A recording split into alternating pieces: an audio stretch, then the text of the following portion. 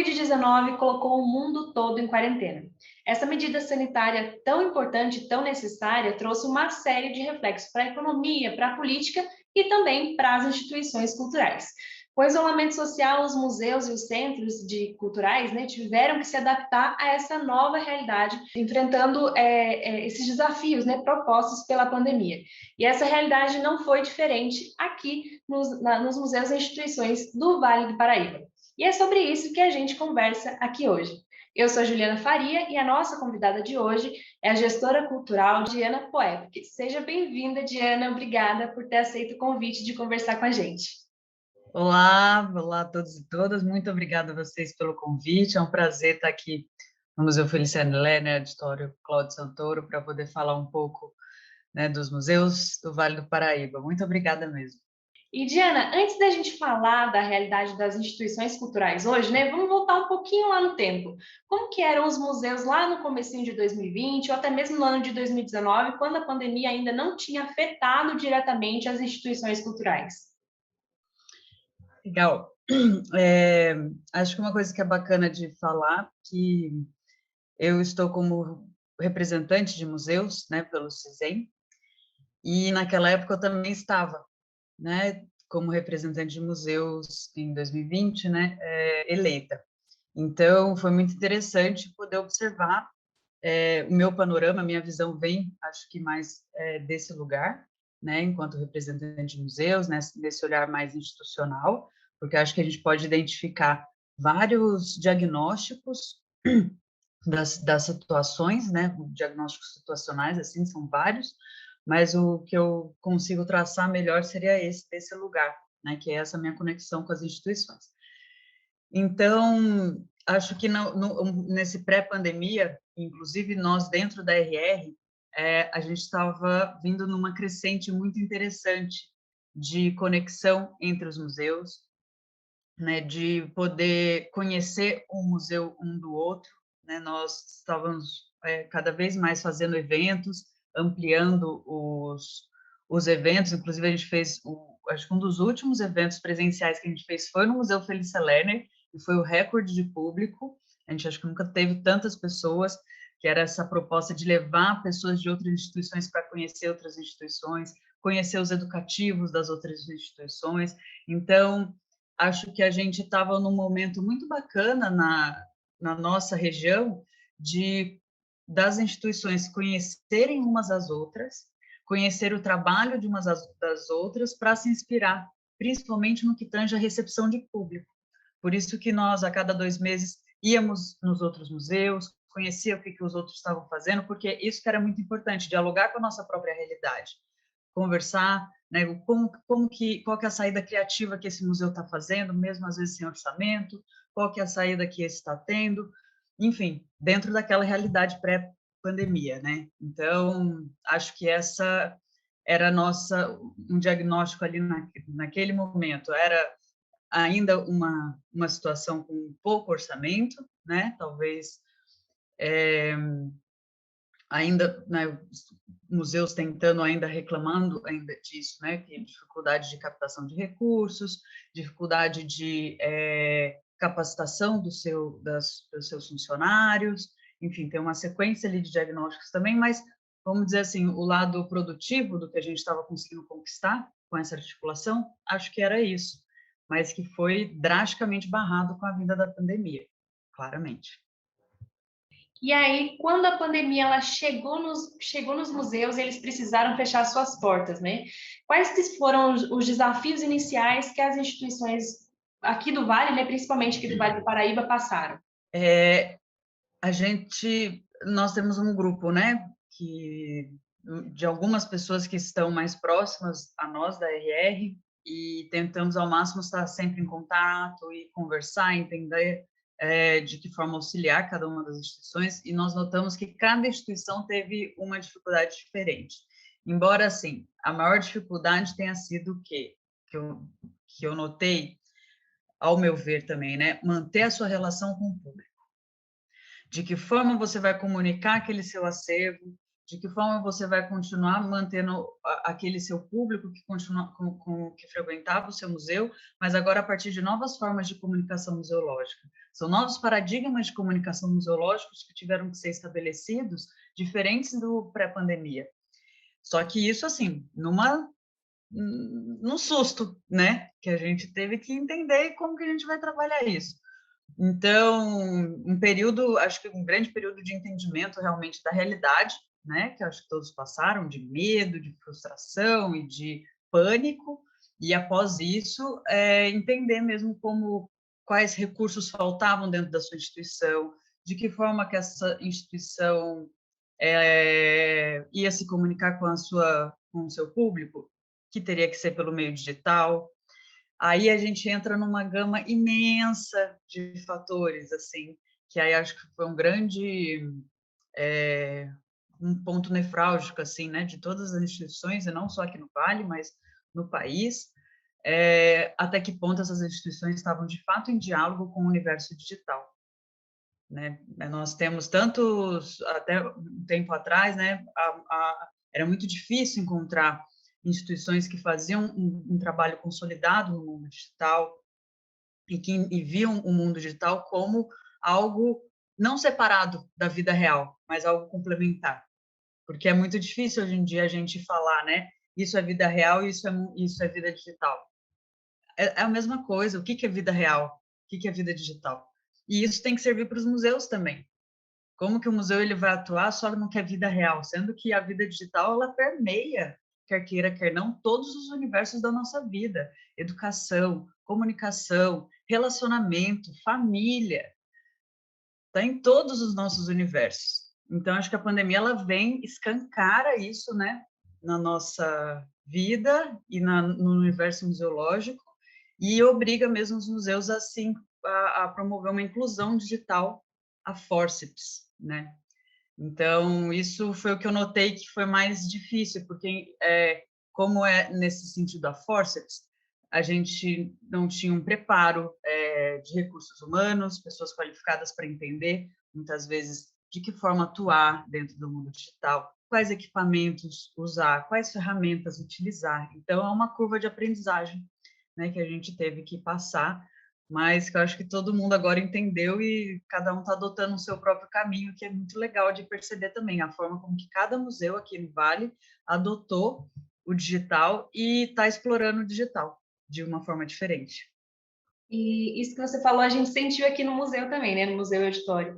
A gente tinha a nossa programação presencial, vinha bastante gente, então a gente tinha aquela troca, até aquela troca de olhares, né? Para ver se a pessoa está gostando da apresentação ou não. E aí, quando chegou a pandemia, que a gente precisou trazer essas ações para o online, a gente enfrentou uma série de questionamentos, tipo, quem é esse público agora? Não é mais o pessoal aqui da região. A gente recebe muito turista, né? Mas tinha muitas pessoas aqui da região mesmo. Então, será que o que a gente está apresentando é o que a galera gosta mesmo de ver? Tipo, o Brasil inteiro vai gostar de assistir a nossa programação regional, sabe? E aí a gente já tinha as ações virtuais, que era o tour virtual, as exposições, mas quando a gente traz a programação mesmo, né, as ações educativas, as apresentações musicais, teatro, para as redes sociais, a gente está tendo, né, esse período um período de inovação, um período de até uma sensação gostosa de novidade, né? Por mais que a gente esteja na pandemia, já aconteceu muita live, já não é mais tão novidade assim, mas é um período que a gente conseguiu se adaptar e a gente também viu que outros museus, até mesmo aqui da cidade, da região, não tiveram essa oportunidade, justamente, às vezes, pela capacitação, pelo recurso. Então, a gente sentiu muito isso na nossa pele, né? De ver essa mudança tão drástica que a pandemia trouxe, assim, de uma hora para outra. E aí, Diana, quais que foram as soluções? A gente já conversou um pouquinho sobre isso, né? Mas quais outras soluções que os museus encontraram para enfrentar esse momento? Olha, são várias as soluções, né, que eu vi acontecendo. Vocês aí no Museu Felícia Lerner, acho que são dos pioneiros que eu vi fazendo atividade online, assim como sempre o trabalho educativo do Felícia é muito bem-vindo, né, muito inspirador.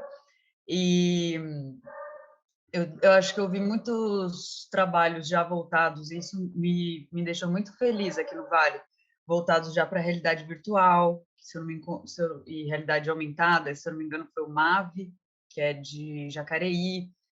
É, vocês mesmos, que eu lembro de ter visto já fazendo ações no TikTok, não era? Então, que isso é Mesmo. muito bacana, que uma coisa que eu penso assim das soluções para a internet, né, que forma pensar essas soluções desses paradigmas de comunicação museológica. É muito difícil, a gente se torna mais difícil ainda do que às vezes o programa educativo presencial, porque a gente vai ter que se reinventar constantemente. Porque o presencial, você tem a pessoa física ali. É muito mais fácil de você captar a atenção dela. Agora, o virtual, ela está conectada aqui, né? Quem está assistindo a gente aqui está conectado com a gente assistindo aqui, mas ela está com o celular, ela deve estar, às vezes, lavando uma louça ou então assistindo uma TV, então ela tem 400 outros focos de atenção. E como que você consegue captar o foco de atenção dessa pessoa? É 10 mil vezes mais difícil. E além de que a gente acaba repetindo o mesmo formato, a mesma ferramenta. Então, quando veio a onda de live, todo mundo fez live. Aí veio a onda de não sei o quê, todo mundo fez o quê. Então, é constante o modo de reinvenção, porque a ferramenta é a mesma que está disponível para o mundo inteiro. Então, é muito mais difícil mesmo, esgotante, assim, né? Esgota muito mais rápido aquela ferramenta, porque são muito mais pessoas utilizando ela, né? Então, o TikTok, o mundo inteiro está usando, todos os museus do mundo inteiro, da mesma forma que tem as benefícios disso, né? Que são as formas de você se conectar com museus do mundo inteiro utilizando a mesma ferramenta. Então, o Felice Helene aqui está usando, o Rijksmuseum em Amsterdã está usando, o Louvre está usando, enfim. E aí a gente está usando a mesma ferramenta para comunicar o nosso acervo de formas diferentes. Isso é muito legal também. Mas faz com que acho que a gente tenha que exercitar muito mais a nossa criatividade e pensar o tempo todo no nosso público de forma muito mais cuidadosa e carinhosa, né? Então, acho que assim, a solução de fato não tem dada, não vai ter para o mundo digital, não existe solução dada, ela é constantemente reinventada, assim como a tecnologia é, né? O celular é de um dia para a noite que ele se torna obsoleto. Então, as soluções tecnológicas, assim como são para o museu, também vão ser. E aí, Diana, agora um pouquinho mais de um ano, né, que a gente já passou, que a gente está passando ainda, né, por esse período de pandemia, um ano depois, alguns museus já reabriram, outros ainda estão fechados, ou aí a gente está nessa fecha e abre, né, por causa da situação. Como que a gente vê, como que você vê os museus hoje, um ano depois desse período de pandemia? Olha, é um pouco a gente, acho que deu uma pensada, né, de como que eles já estão se reinventando, né, que é isso, é o futuro, é bem a frase do IBRAM, né, da Semana de Museus, o reinventar e reimaginar, acho que é isso, né? Mas acho que o futuro mesmo, os museus agora vai ser essa constante reinvenção mesmo, essa revisita do que essas instituições são, inclusive, né, dentro do ICONTAR, essa revisitação da definição, a forma de se comunicar, o conteúdo que está ali dentro. Acho que a gente está passando um momento muito especial para dentro dos museus, né, de renovação, né, dessas instituições, de oxigenação desse conteúdo que está ali dentro. É um momento super rico, né?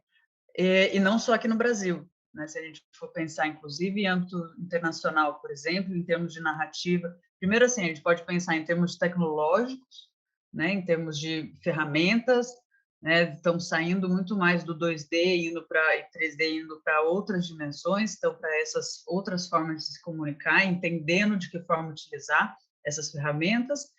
E em termos de narrativa mesmo, né? De usar histórias contestadas, patrimônio compartilhado, narrativas decoloniais, e isso não só aqui no Brasil.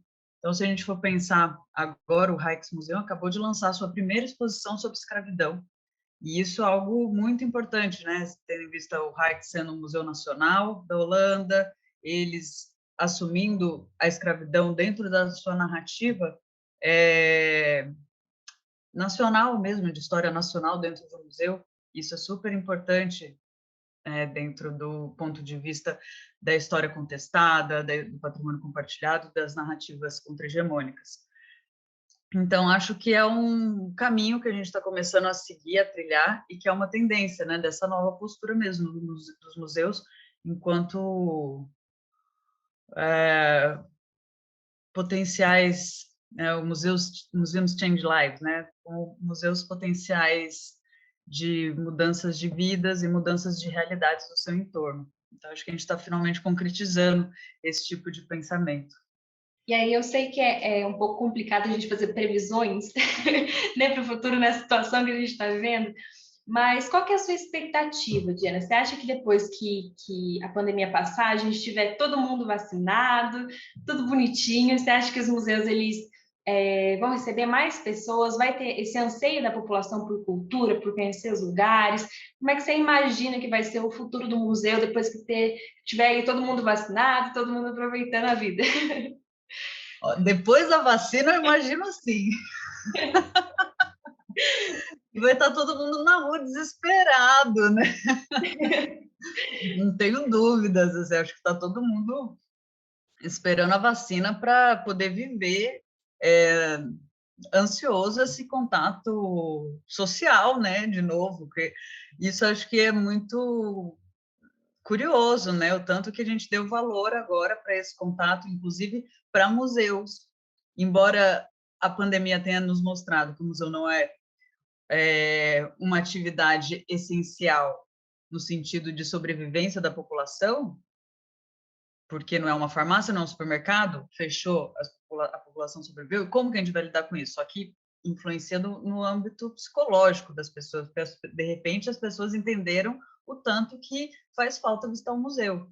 E nunca, acho que antes a gente tinha recebido tantos e-mails pedindo, nossa, e o museu? E, sabe, tanta procura nesse sentido igual antes. Então, acho que o comportamento do público vai ser diferente, a forma, né, do público ver os museus vai ser diferente, e aí vai também partir provavelmente da instituição de atuar com o seu público de forma diferente, porque essa porta que a gente abriu no mundo virtual, ela não vai ser mais fechada, né? Só que agora, quando a gente receber o nosso público presencialmente, ela vai ter que ser uma outra forma, já não vai mais ser também da forma que a gente recebia antes, né? A gente vai redescobrir também esse novo contato social. E isso vai ser super bacana também de entender, de conhecer e, enfim, experienciar. Né? Eu acho que é um momento muito único na nossa história e que eu não vejo a hora de acontecer.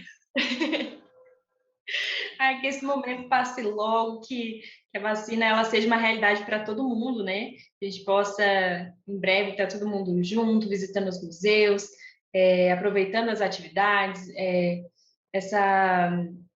esse papel importante que os museus têm, né, na formação. Então, que tudo isso passe logo e a gente possa estar todo mundo junto. E, Diana, eu agradeço você novamente pela sua participação, por esse bate-papo que foi super leve, foi gostoso. Muito obrigada. Eu que agradeço, muito obrigada mesmo, uma delícia poder conversar um pouco sobre isso. É um afago, né, no meio disso tudo que a gente está vivendo. Verdade. E eu agradeço também a você que nos acompanhou até aqui. Continue seguindo as nossas redes sociais para ficar por dentro de tudo que acontece aqui no Museu e Auditório. Até mais!